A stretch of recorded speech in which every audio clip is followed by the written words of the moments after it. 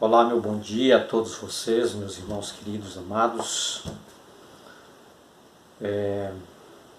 Manhã de sexta-feira, eu cumprimento a todos vocês, desejando um dia feliz, um dia abençoado, um dia cheio da paz de Cristo Jesus. Que a graça de Cristo esteja contigo. Tá? Muito bem, chegamos ao final desta semana. Estamos hoje no estudo adicional, concluindo o nosso estudo dessa semana, que estudamos aí sobre o tema importante das citações dos escritores do Novo Testamento, apresentando o Antigo Testamento.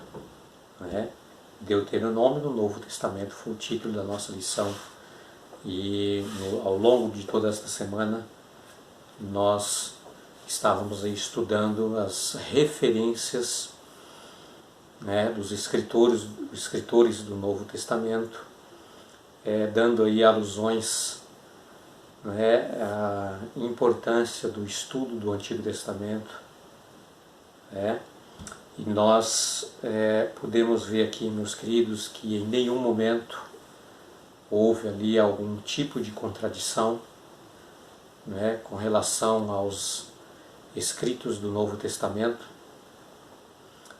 apresentando a importância da mensagem de Deus no Antigo Testamento. Na verdade, o Novo Testamento, meus queridos, se você ver bem, não tem nada de diferente do Antigo Testamento, não tem nada de complementos, apenas é uma confirmação do cumprimento profético das profecias relacionadas à promessa de Deus na pessoa de Jesus Cristo como Messias enviado por Deus, que já era prometido desde o Éden. Adão e Eva, quando eles pecaram no mesmo dia, Deus já resolveu o problema do pecado, prometendo para eles que daria um libertador, um consolador, um salvador. Tá? E daí por diante, o Antigo Testamento todo era a apresentação da graça de Deus por meio de Cristo Jesus. E toda a referência do Antigo Testamento era sempre apresentada para o povo de Israel, até mesmo ali através dos sacrifícios que eles faziam, tudo figurava a vinda de Cristo Jesus, o nosso Salvador. E o Novo Testamento é realmente a demonstração para nós de que tudo que Deus prometeu, Ele o fez, Ele cumpriu. Tá? E ali apresenta Jesus Cristo como cumprimento da promessa de Deus. Tá? E é por essa razão que os escritores do Novo Testamento sempre estão apresentando e citando passagens do Antigo Testamento. Assim como no Antigo Testamento cita a si mesmo, o Novo Testamento está repleto de citações diretas, referências e alusões ao Antigo Testamento. Por exemplo, Salmos, Isaías, Deuteronômio, são aí os livros mais citados pelos escritores do Novo Testamento. Tá? Meus queridos, várias vezes os escritores do Novo Testamento citaram o que é conhecido como a Septuaginta, LXX, chamada de Antigo Testamento grego, a mais antiga tradução grega conhecida da Bíblia hebraica. Tá? E os primeiros 5 livros da Bíblia conhecidos como Torá ou Pentateuco, foram traduzidos no terceiro século antes de Cristo, né? E os demais e o restante do Antigo Testamento por volta do segundo século antes de Cristo. Tá? Então aqui nós vimos a importância, meus queridos, da leitura da Palavra de Deus fazer parte da nossa vida cotidiana, todos os dias da nossa vida, né, desde o livro de Gênesis até o livro do Apocalipse. A Bíblia completa, a Bíblia inteira é importante nós conhecermos. Né? Os dois primeiros versos da Bíblia, aliás, os dois primeiros capítulos da Bíblia, 1 e 2 de Gênesis, vem mostrando para nós a perfeição da criação, antes do pecado. A beleza da criação, como Deus criou em 6 dias literais e descansou ao 7º dia. Tá? Do capítulo 3 para frente, é onde nós conhecemos a queda de Adão e Eva, a entrada do pecado como intruso nesse mundo, tornando uma desgraça no mundo que nós vivemos. De tudo que você possa imaginar de ruim, o nosso mundo tem enfrentado por causa da consequência do pecado, resultado do pecado. Tá?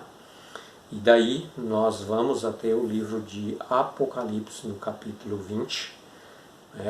A Bíblia vem só mostrando como foi a entrada do pecado, os resultados do pecado, mas mostrando para nós também uma solução por meio de Cristo Jesus. Sempre promessa. E promessas cumpridas. Os dois últimos capítulos também da Palavra de Deus, Apocalipse, realmente o plano de Deus para restaurar tudo à sua origem, como era no capítulo 1 e capítulo 2, antes do pecado de Gênesis. Ali mostra para nós o plano de Deus, a restauração total, a destruição do pecado, a destruição de Satanás, a destruição do ímpio, a destruição do mal, a destruição da morte. E agora somente alegria, ausência de choro, ausência de morte, ausência de dor, porque tudo isso ficou no passado. Por isso, meus queridos, a importância de estudarmos a Bíblia completa, a Bíblia inteira. Muito bem, eu quero estudar com você o capítulo 18 do livro de Deuteronômio, capítulo 18, a partir do verso 15. Veja só, meus queridos, essa maravilhosa promessa de Deus para nós. Aliás, deixa eu ver aqui que acho que não é do capítulo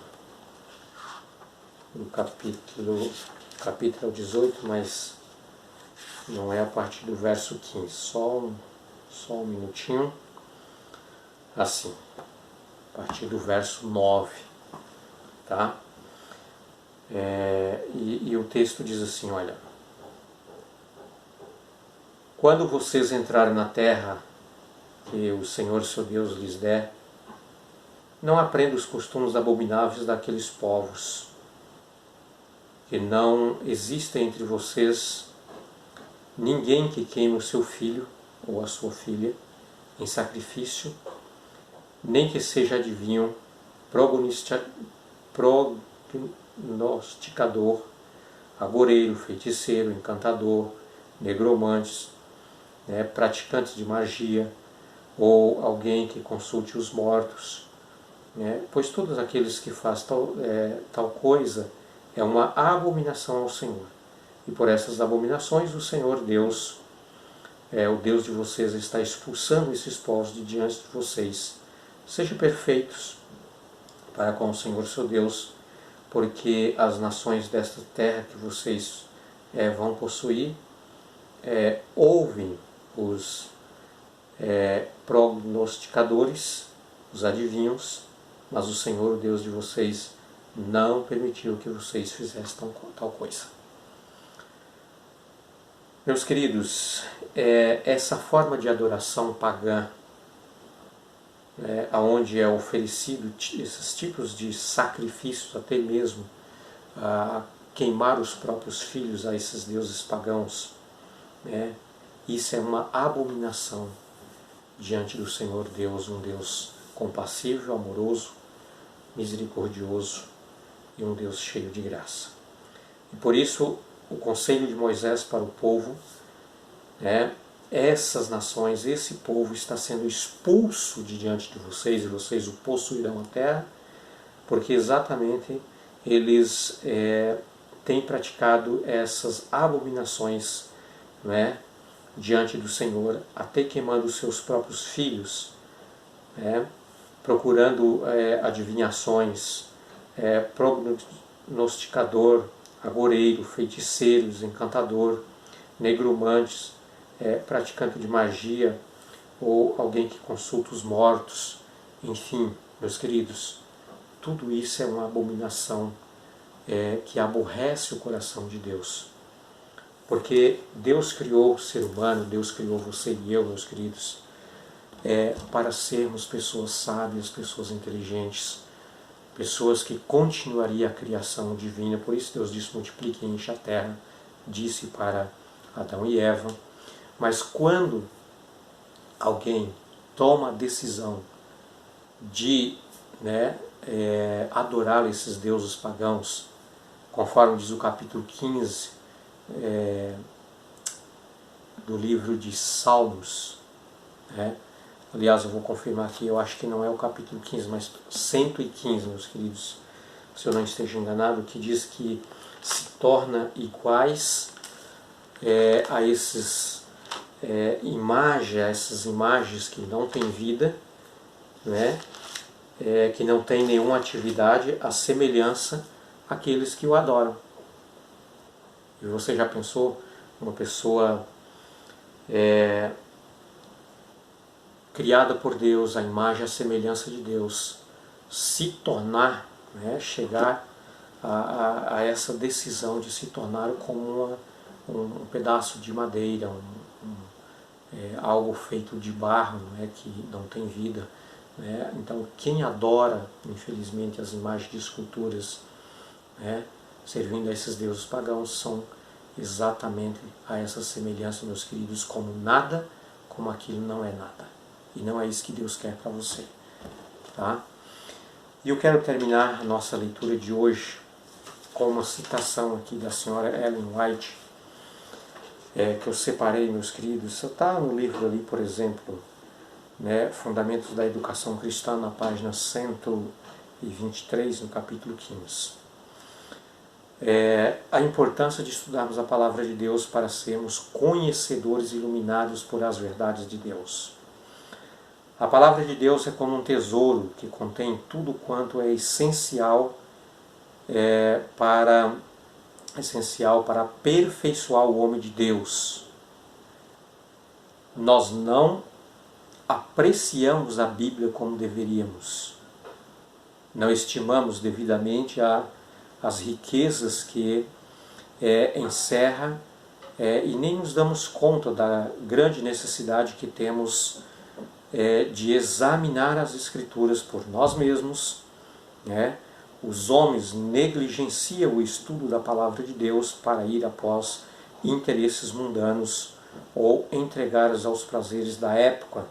E alguns assuntos insignificantes tornam-se uma desculpa para a ignorância acerca das Escrituras dadas por inspiração divina.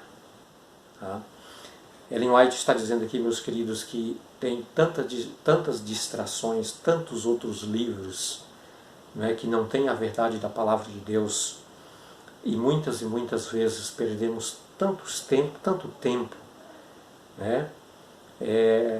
lendo outros livros, deixamos de estudar a palavra de Deus. Claro que tem livros que são muito importantes para nós, né? Importantes para a nossa, por exemplo, para exercer as nossas funções, nossos trabalhos, para a faculdade, enfim. Mas nunca devemos colocar em primeiro lugar e deixar a palavra de Deus, a inspiração da palavra de Deus, e tornarmos-nos ignorantes, por falta de conhecimento das verdades inspiradas das Escrituras Sagradas. Ela diz mais assim, olha, dói-me o coração quando vejo homens, até mesmo aqueles que professam esperar a vinda de Cristo, dedicando seu tempo e talentos à circulação de livros que não contêm nada acerca das verdades essenciais para o nosso tempo. Eu repito mais uma vez, meus queridos, nós precisamos conhecer as Escrituras Sagradas, a Palavra de Deus, estudando cada dia mais e mais, sendo iluminados por ela, porque o próprio Senhor Jesus disse, ao conhecer as Escrituras Sagradas, por elas é que nós encontramos a vida eterna que está em Cristo Jesus. Que Deus te abençoe, que você tenha um ótimo final de semana, te desejo um feliz sábado desde já, e que você seja iluminado e guiado pela Palavra de Deus, pelo Espírito Santo. Vamos orar? Ó Deus amado querido, muito obrigado, Senhor, pelos teus conselhos a nós que esperamos a vinda do Senhor, para que possamos cada dia estudar mais e conhecer mais a tua palavra, e assim sermos iluminados, para não sermos enganados, Senhor Deus, pelo poder das trevas. Em nome de Jesus oramos. Amém.